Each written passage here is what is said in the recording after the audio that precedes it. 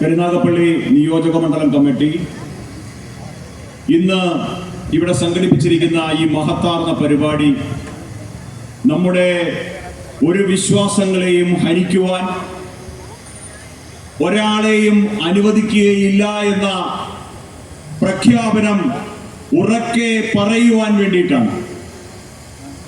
Bharatiya Janata party ഈ നാടിനായി മുന്നോട്ട് വെക്കുന്ന മുദ്രാവാക്യങ്ങളിൽ ഏറെ പ്രാധാന്യമുള്ളതും പ്രധാനപ്പെട്ടതും വിശ്വാസ സംരക്ഷണം എന്നുള്ളതാണ്.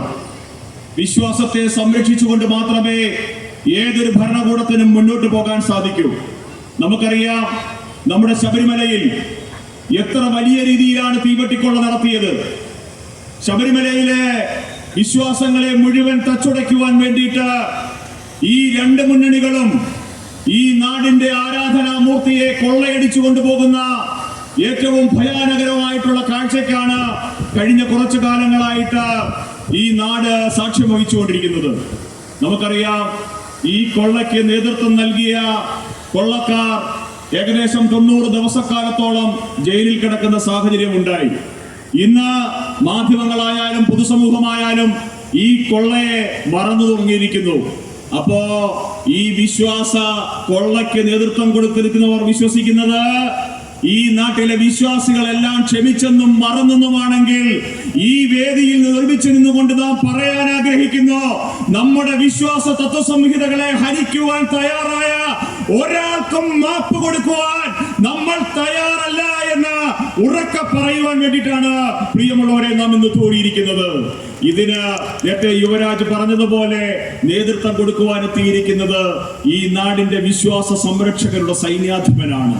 അയ്യന്റെ പൂങ്കാവനം കാക്കുവെന്ന് ഈ നാട്ടിലെ ഏതെങ്കിലും വിശ്വാസങ്ങൾ ഹരിക്കപ്പെട്ടാൽ അതിനെതിരെ ശബ്ദിക്കുവാൻ മുന്നിലുണ്ടാകുമെന്ന് ഈ നാടിനോട് ഒരു വട്ടമല്ല പലവട്ടം ഉറക്കെ പറഞ്ഞ പ്രിയപ്പെട്ട നമ്മുടെ അഭിമാനമായ ശ്രീ സുരേഷ് ഗോപി നമുക്കൊപ്പം ഇന്ന് ഈ വേദിയിലുണ്ട്. ഞാൻ കൂടുതൽ ദീർഘിപ്പിക്കുന്നില്ല. നാം എല്ലാം കാത്തിരിക്കുന്നത് അദ്ദേഹത്തിന്റെ വാക്കുകളും അദ്ദേഹം പകർന്നു നൽകുന്ന ആ പ്രോജ്വലമായ ദീപം നമ്മളിലേക്ക് ഏറ്റുവാങ്ങിക്കൊണ്ട് വിശ്വാസ സംരക്ഷണ പ്രതിജ്ഞ ഏറ്റുചൊല്ലുവാൻ വേണ്ടിയിട്ടാണ്. ഇവിടെ മാർച്ച് 10-നാണ് നാം ഈ പരിപാടി നിശ്ചയിച്ചത്. മാർച്ച് 10-ന് ഈ പരിപാടി നിശ്ചയിച്ച് നാം അതിന്റെ തയ്യാറെടുപ്പുകളൊക്കെ ആയിട്ട് മുന്നോട്ട് പോയ സമയത്ത് ഇവിടെ ചില സാഹചര്യങ്ങളുണ്ട്. അദ്ദേഹത്തിന് ഇവിടെ എത്താൻ സാധിച്ചില്ല. പാർലമെന്റില് അദ്ദേഹം നിൽക്കേണ്ട സാഹചര്യം ഉണ്ടായി. ആ സമയത്ത് ഈ പരിപാടി അന്നേ ദിവസം നടത്തണോ എന്നൊരു തീരുമാനം നമുക്ക് ആശങ്ക ഉണ്ടായപ്പോൾ നാം കൂട്ടായി എടുത്ത തീരുമാനമാണ് ഈ അദ്ദേഹത്തിന് എന്ന് ഈ ഓച്ചിറ പരബ്രഹ്മമൂർത്തിയുടെ മണ്ണിൽ വരാൻ സാധിക്കുമോ അന്നാണ് ഈ പരിപാടി സംഘടിപ്പിക്കേണ്ടത് എന്നുള്ളത് നമ്മുടെ കൂട്ടായ തീരുമാനമാണ്. അന്ന് മാർച്ച് 10-ന് ഈ പരിപാടി മാറ്റിവെച്ച സമയത്ത് ചില ആൾക്കാർ, സുരേഷേട്ടന്റെ ഭാഷ കടമെടുത്ത് പറഞ്ഞാൽ ഈ ഓൺലൈനിൽ ഇങ്ങനെ കമന്റ് ഇടുന്ന ചില കമന്റ് തൊഴിലാളികൾ പറഞ്ഞു, സുരേഷ് ഗോപിയെ കൊണ്ടുവരാമെന്ന് പറഞ്ഞ് ഓച്ചിറക്കാരെ പറ്റിച്ചു എന്ന്. നോക്കൂ, ഇതാ ഈ വേദിയിലിരിക്കുന്നു ഈ നാട് കാണാൻ ആഗ്രഹിച്ച, നമുക്കൊപ്പം ഈ വിശ്വാസ സംരക്ഷണ സംഗമത്തിൽ പങ്കെടുക്കുവാൻ ആഗ്രഹിച്ച നമ്മുടെ പ്രിയങ്കരനായ സുരേഷ് ഗോപി ഇതാ ഈ വേദിയിൽ ഇരിക്കുന്നു. അദ്ദേഹം പകർന്നു നൽകുന്ന ആ വിശ്വാസ സംരക്ഷണ പ്രതിജ്ഞ, ആ വിശ്വാസ സംരക്ഷണ ദീപം ഏറ്റുവാങ്ങാനാണ് പ്രിയമുള്ളവരെ നാം കാത്തിരിക്കുന്നത്.